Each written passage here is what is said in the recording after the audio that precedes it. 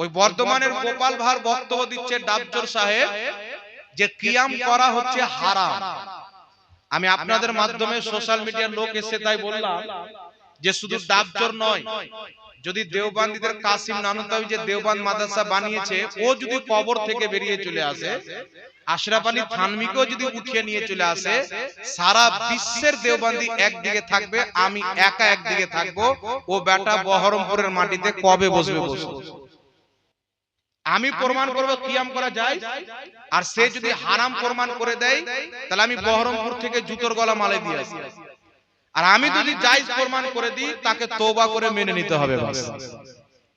কিন্তু এই ডাবচোর এর কাজ এখন হচ্ছে ঈমান চুরি করা, মানুষের ঈমান নষ্ট করা, ঈমান ধ্বংস করা।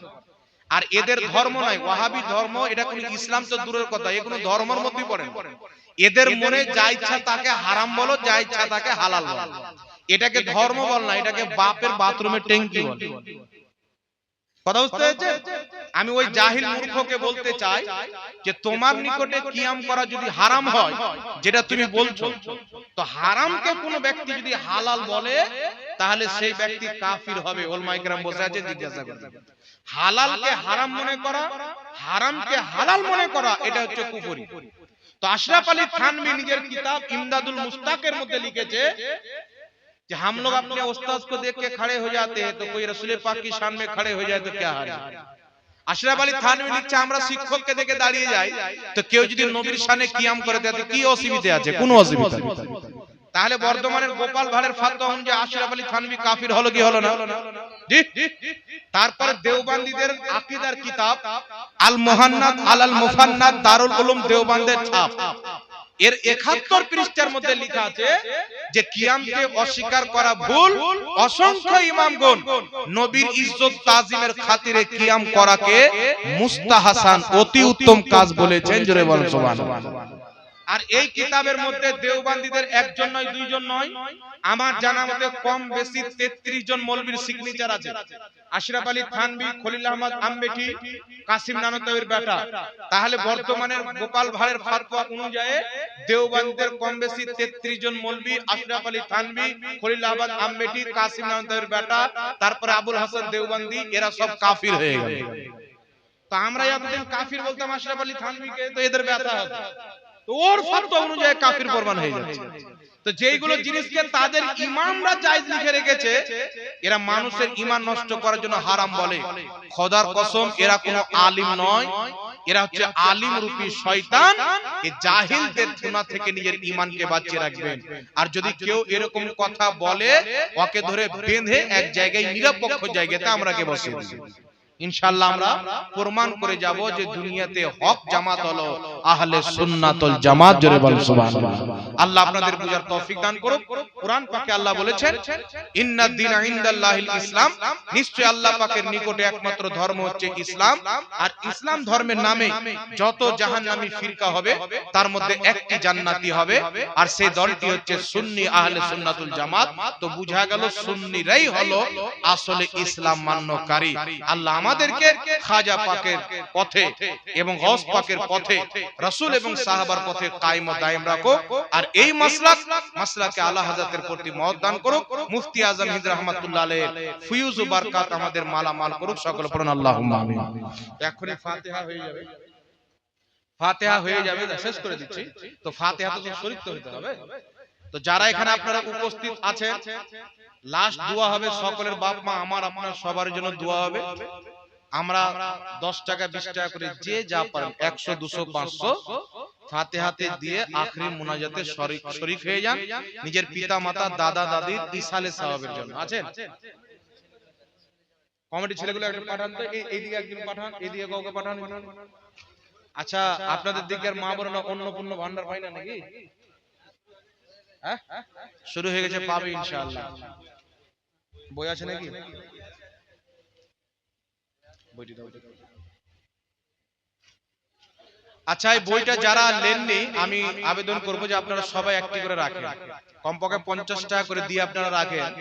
কারণ এই টাকাটি হলে আরো আমাদের বই লেখা আছে, ওইগুলো বইয়ে ছাপাতে হবে। জি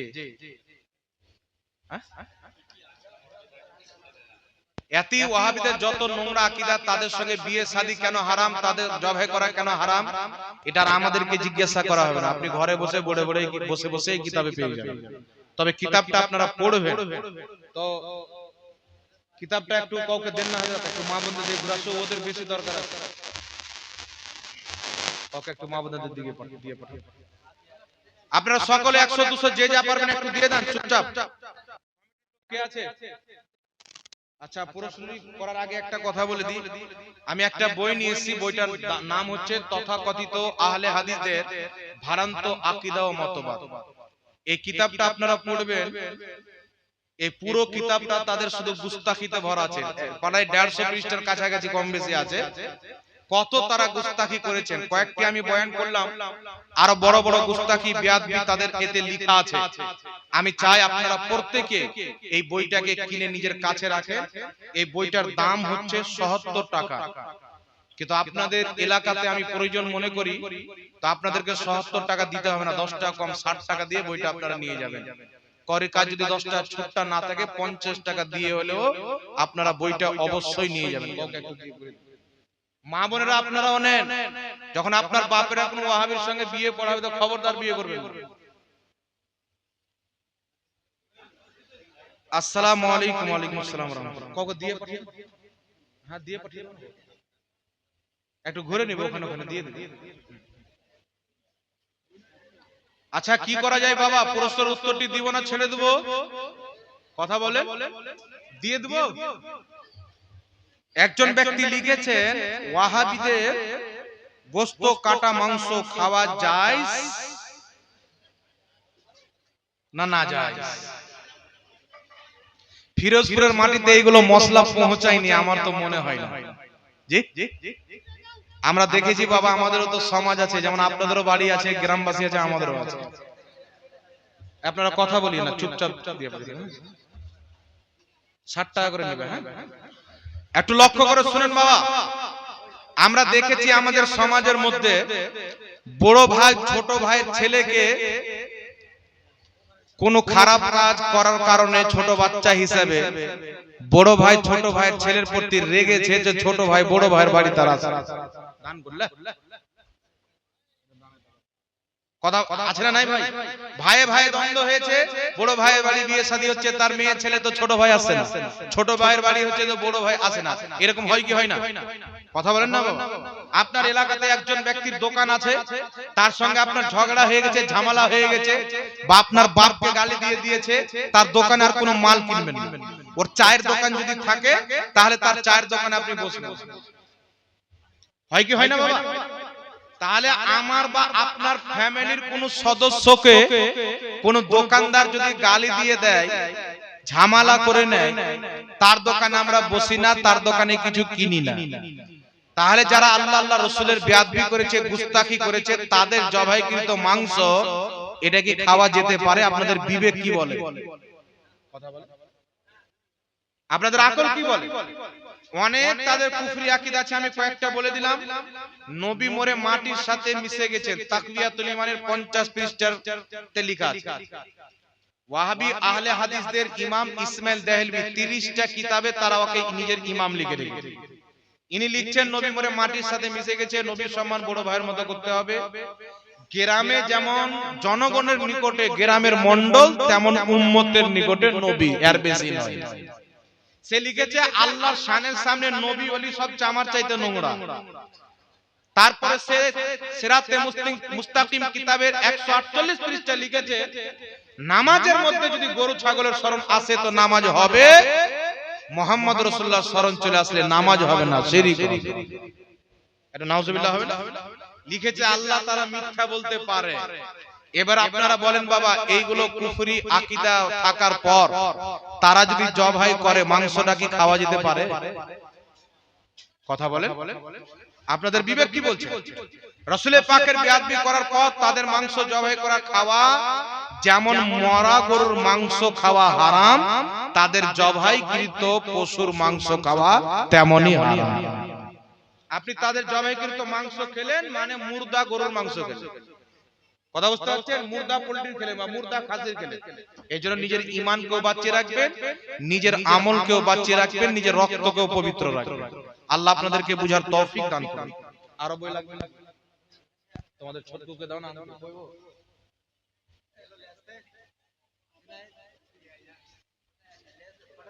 গাড়িতে আছে, নাজিবুল ভাই আছে, চাবি আছে, যান যান তাড়াতাড়ি নিচে আসুন।